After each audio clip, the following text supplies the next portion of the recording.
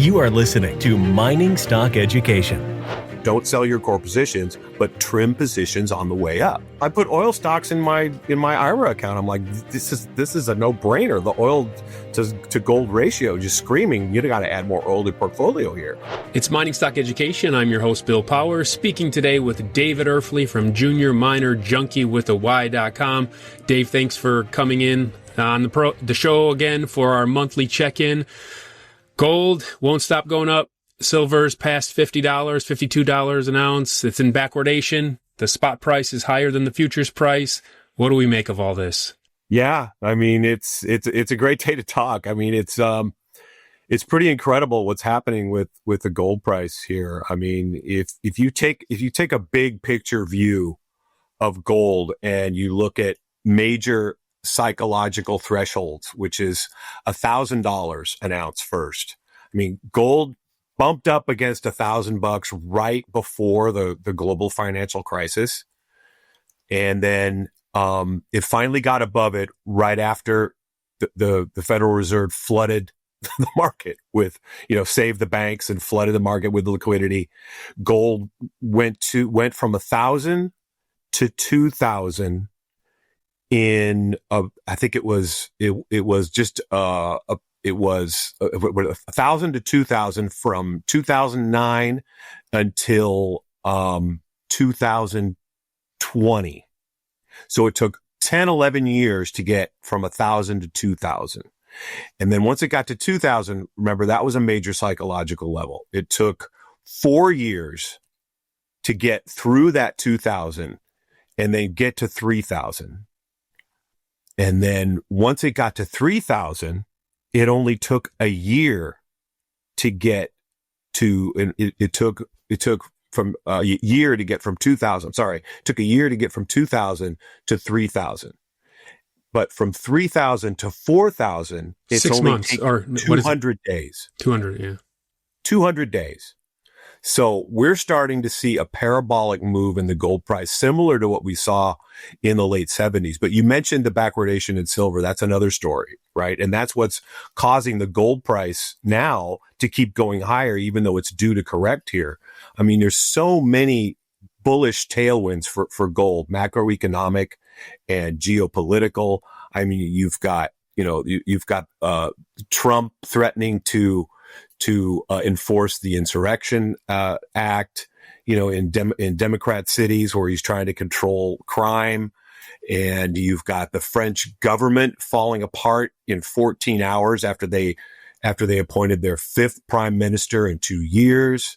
You've got the mess in Ukraine. I mean, there's just so many bullish catalysts. So when one falls by the wayside, like when the peace treaty in Gaza was signed and the hostages were released, that weakness only lasted a day. We come into Monday today and gold's up another $130 and it closed the COMEX at 41.30. But like you said, you talked about backwardation. I pointed the backwardation out to my readers in my column last Friday. This is where the spot price trades higher than the futures price, meaning they want their metal now. So the price is higher now than it is in the future. And there's all these, you just go on YouTube and you see all these people talking about what's happening in London, what's happening in India. Everybody's trying to get silver. They're trying to put it on pallets in transatlantic ships where it's expensive to ship. I mean, all this going on and it's happening at a time when the silver price is broken out of a 45-year cup and handle pattern. That is hugely bullish. I mean, we took a look at the gold price broke out of a 13-year cup and handle pattern. It doubled in 18 months from 2,000 to 4,000. But you take a look at silver and you see you got a combination of the backwardation, the tightness in the physical market, the fifth year of a structural deficit, and the technical pattern of a 45-year cup and handle breakout. That is explosive. And I mentioned that in my article last Friday that this could take gold, this could take silver to the 55-60 area, in the short term. I mean, in the very short term. And I also mentioned that 4,500 is the next major resistance level for gold. We could see that very quickly also. I mean, it's really, kind of scary what's going on, because sure, it's nice to make a lot of money in all our gold stocks right now, but the implications of why this is happening is kind of scary. So what's the feedback you're getting from your listeners? And in particular, with the whole balance of fear and greed, now that you're up, I believe your portfolio is up 170% on the year. So are they more fearful at losing the gains that they've obtained, at least on paper? Or are they more scared of not seizing future gains by being positioned moving into the future with these junior stocks? Yeah, that's a great question. You've got some subscribers that are like, shouldn't we be taking more profits here? And that was, several months ago when, like I said, the gold price went from 3,000 to 4,000 in 200 days. Well, in that 200 days where gold price went up $1,000, the GDXJ went up 70%, and the GDX is up almost 60%. And so people are like, some people are like, we should be taking profits. Others are saying, thank you very much. How high is this going to go? But I have a selling strategy. I've been saying ever since this started, the beginning of the year, that, you should hold on to your core positions. Don't sell your core positions, but trim positions on the way up. That's just what you need to do. You never know if and when a rug pull situation is going to happen, like in 2008, in 2013, and then again in 2020, where everything went down and all of a sudden all your hard-earned profits are gone. So you want to start, you want to take a little off the table as it's going higher. And we've done that. We've done a good job in doing that.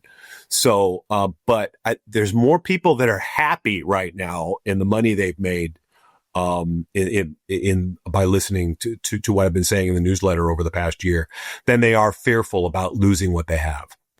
So with the positions you're still holding on to for the expected future run, when you're talking to the CEOs, do you want them to cash up at these levels?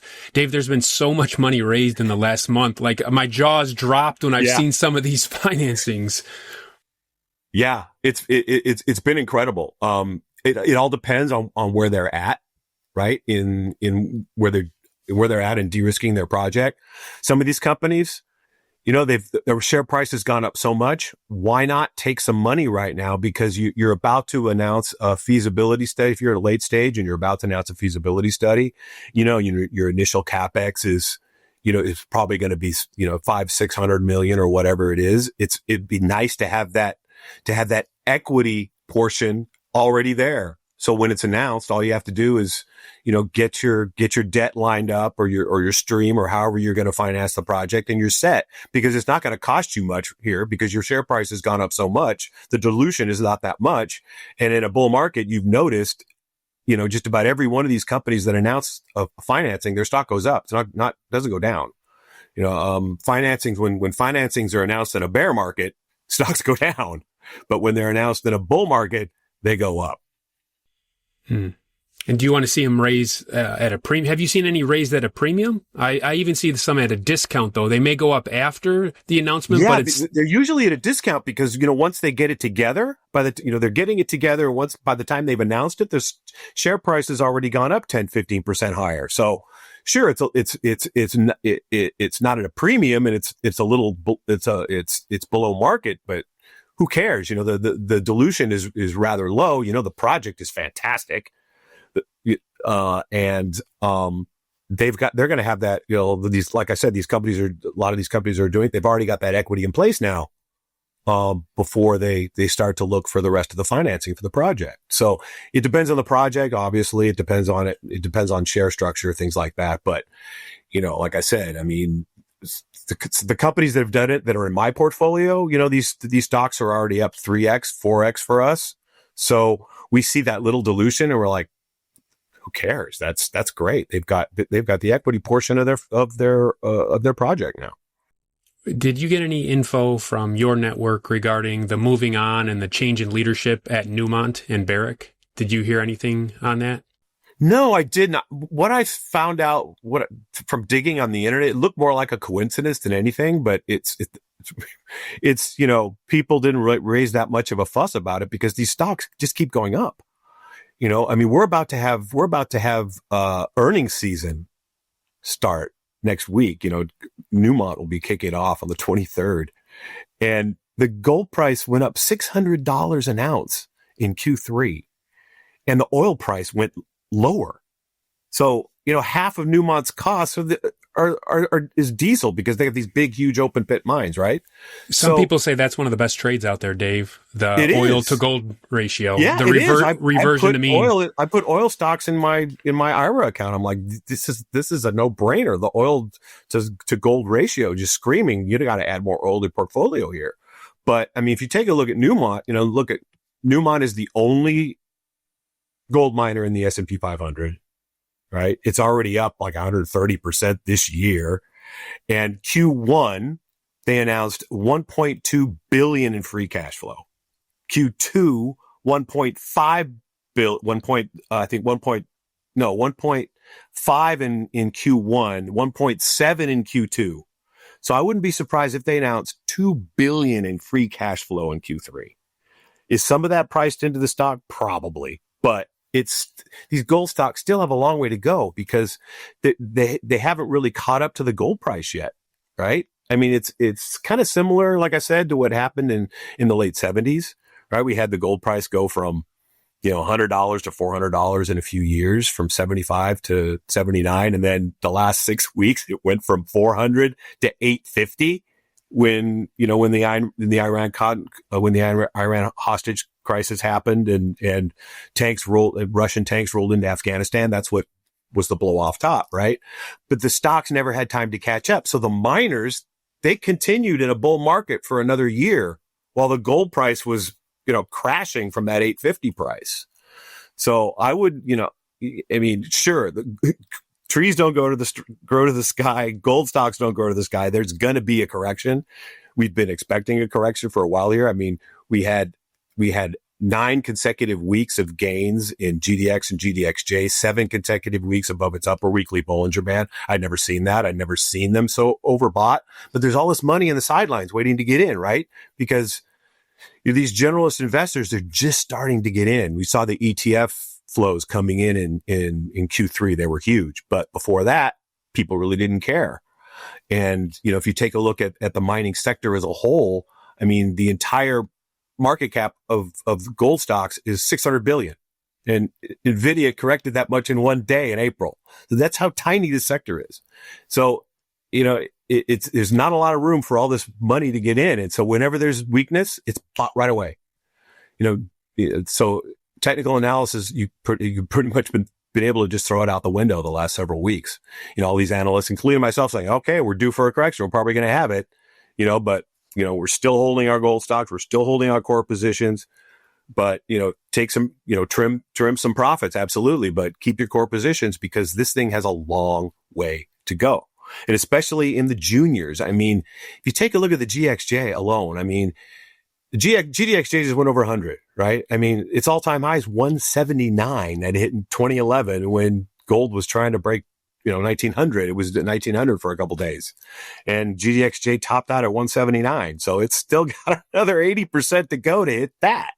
And if you take a look at the TSX Venture, fortunately Canadians are, on Thanksgiving today. So they're kind of just watching this on their screen. Their stocks aren't doing anything in Canada because it's Thanksgiving. But I digress here. I mean, if you take a look at the TSX Venture, bring up a 25-year chart. I mean, it's one of the most exciting charts that out there when in relation to juniors, because half of the TSX is gold stocks, right? 50% is gold stocks, right? It's got this decade-long inverse head and shoulders bottom, and it's just reached the neckline at 1,000, right? And to get to where it was in 2020, it still needs to go. It's about 15% below that, but to get where it was, where it peaked in 2007 before gold hit 1,000, it's got to go up another 70%. It's 70% below that level now. So it's got a ways to go yet. It could triple here because it topped out at 3,300 in 2007 when gold was trying to break 1,000. So it's 1,000 right now, and a triple would be 3,000. And that's just getting back up to where it was in 2007. So the beta is in the juniors is basically what I'm trying to say here. The gold price, it's gone up so much. Sure, it will go higher. I expect it to go higher with corrections along the way, but it's the juniors now is where the real torque is.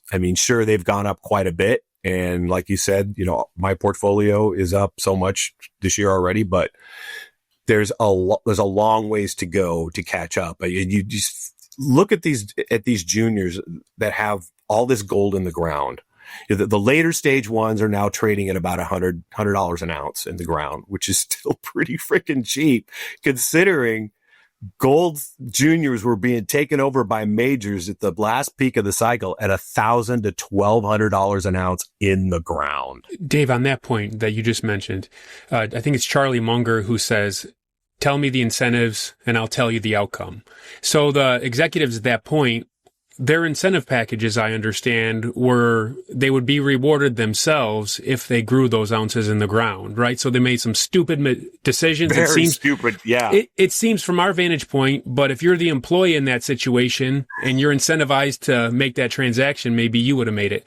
I bring that up to say here, how do you think the gold producer executives are being incentivized? What is the market asking of them? What are their compensations packages? How will those reward them? Is it through giving money back to shareholders through dividends, or is it buying production, or is it buying reserves? Can you share any insights on this, please? Well, in the future, they're going to start clamoring more for more ounces, right? We know that. They've shored up their balance sheets, right? Miners have never had this healthy a balance sheet as long as I've been in the sector. Because when they were, like you said, like we brought up, when they were buying these juniors at the top of the market in 2011, their balance sheets were great, and they were spending, they were spending 1,000, 1,200 ounces for an ounce in the ground for, while the gold price hadn't even reached 2,000 yet, and it already gone up so much, it was due to correct. So I know that shareholders were clamoring for more ounces, and they were just doing what shareholders asked, but they've definitely learned from that mistake. And it seems to me that, I didn't go to the Denver Gold Forum, but I talked to people that did go, and M&A really wasn't that much of a buzz. It's just they're still concentrating on making sure that their balance sheets are sound. They're paying a decent dividend. They're buying back shares. But in the future, it's going to happen. But as investors now, we're like, okay, we've done so well on our juniors, and even if you're just starting to get into juniors now, there's still a long way to go. Like I said, that M&A down the road will provide more torque for us, but it doesn't have to happen right now. Before, we were like, yeah, we need to get M&A to get the juices flowing, to get more people interested in the sector. We don't need that now. But so they could take their time, because I want to see my stock continue to climb a lot higher before they get taken out at a premium. Dave, as a gold permabull, obviously this cycle will peak out at some point, or maybe it ends in a currency reset, like some say, who knows? But, you share a very memorable anecdotal story of how you discern the bottom. When you were, was it Argentina you were living, and you looked out into the port? Oh, Could you share that anecdotal story of how you discerned the bottom? And then I'm going to share, how are we going to discern the top? Is it going to be through anecdotal stories, observations, people lined up at the bullion dealer, your taxi driver giving you gold stock tips, or is it a price and volume target? Well, it's Uber driver now. Oh, but Uber, yeah.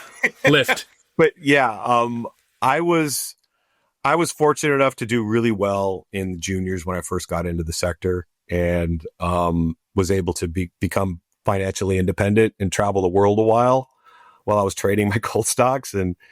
And I was living in Argentina for a few years in 2008 and 2009. And during the financial crisis, in March of 2009, when the S&P hit 666, I was in Ushuaia, which is the southernmost city in the world. It's right before you take your cruise to Antarctica from Ushuaia. And I was standing over the port. I was hiking in an area above the port, and I saw because the port in Ushuaia is very busy, of course.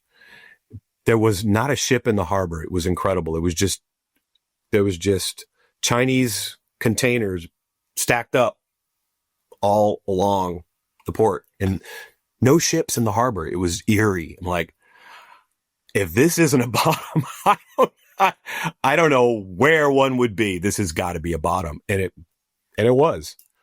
And, I'd loaded up on gold stocks again and did very well again. So and then as far as the top is concerned, like I was talking about, there was a company called, a junior called Redback Mining, and Ken Ross took them over at over $1,000 an ounce in the ground. And the Tasas project is in a not a great jurisdiction. So this was in a sketchy jurisdiction where a major's taken out a junior at $1,000 an ounce in the ground. I'm like, this is a bell for, and then Fremont was taken out for $1,200 an ounce on the ground in Nevada.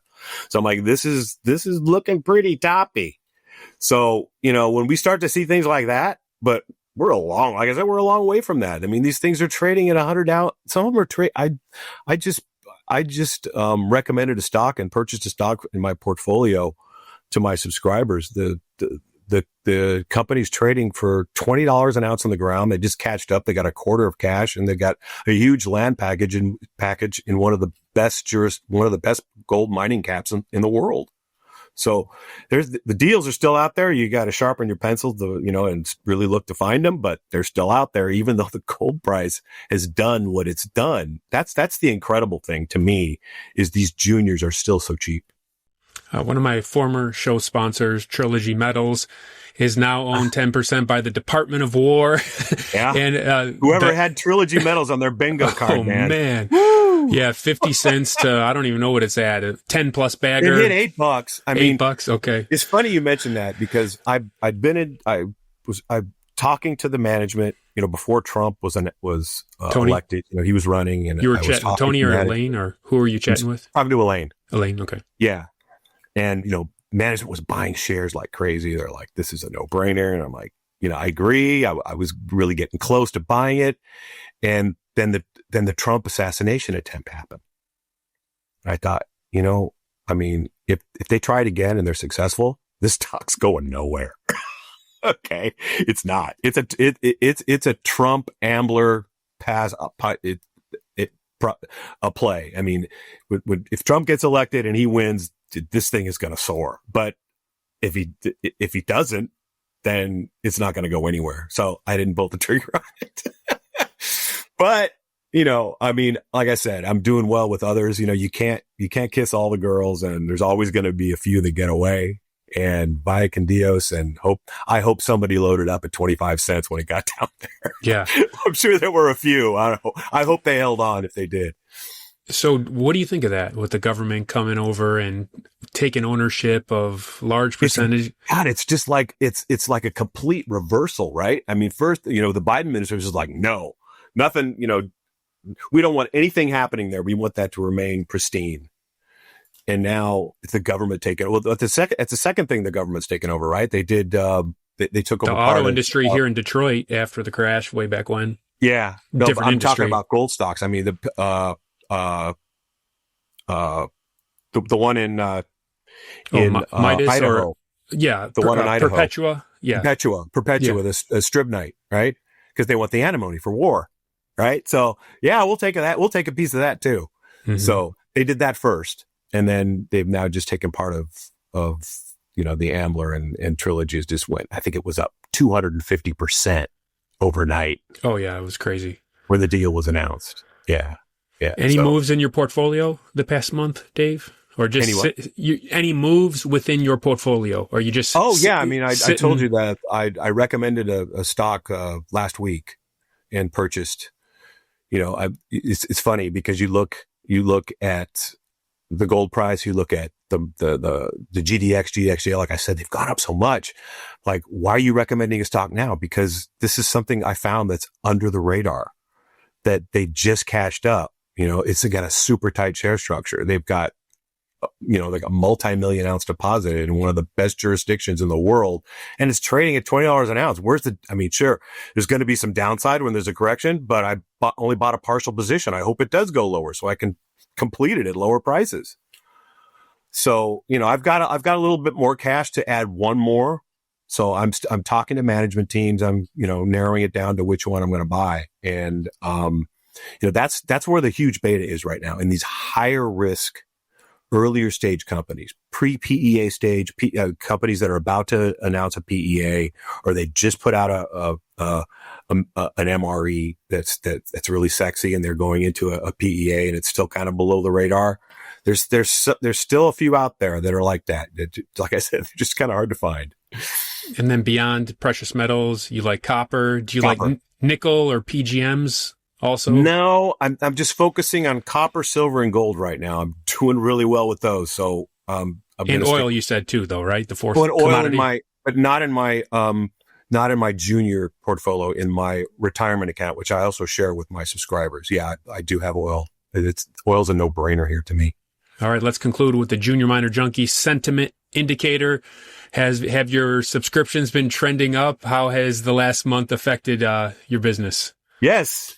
I mean, it's doing well. It's trending up. And it's, I'm just so happy that so many of my subscribers have done so well. I've gotten so many great emails where my newsletter changed their life. And that really makes me feel really good. I mean, it's nice to make money for myself, but when I'm making it for people who put their faith in me to give me their hard-earned cash, especially, over the last few years when it was really tight and, it looked like the juniors weren't going anywhere. I mean, I could share another anecdote with you. I mean, it's, last year when I was accumulating all these miners and, telling my subscribers, this is what we need to do. It's coming. We need to keep accumulating.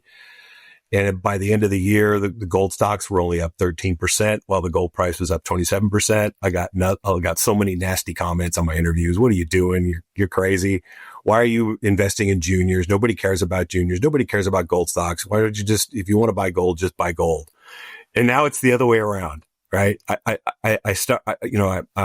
I'm having some interviews where people are asking me, are you going to take some profits like you just did? I said, yeah, well, I have a sell strategy. I take a certain amount off the table when it reaches a certain area or whatever. I have risk management tools that I use, and people are, you're crazy. Stocks are going to go to the moon.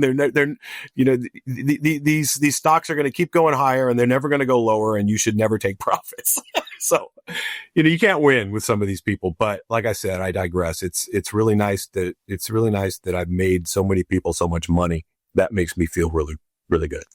All right. David's website again is Junior Miner Junky with a Y. He offers an over-the-shoulder subscription service where you get to see what he buys and sells. He gives you his rationale, and he also has a free list you can sign up for, a once-a-week Friday evening email where he comments on the precious metals sector. Dave, as always, appreciate your insights, and we'll talk to you on the show again in about 30 days. Great. Looking forward to it, both. Thanks a lot for having me on again. It's always great talking to you.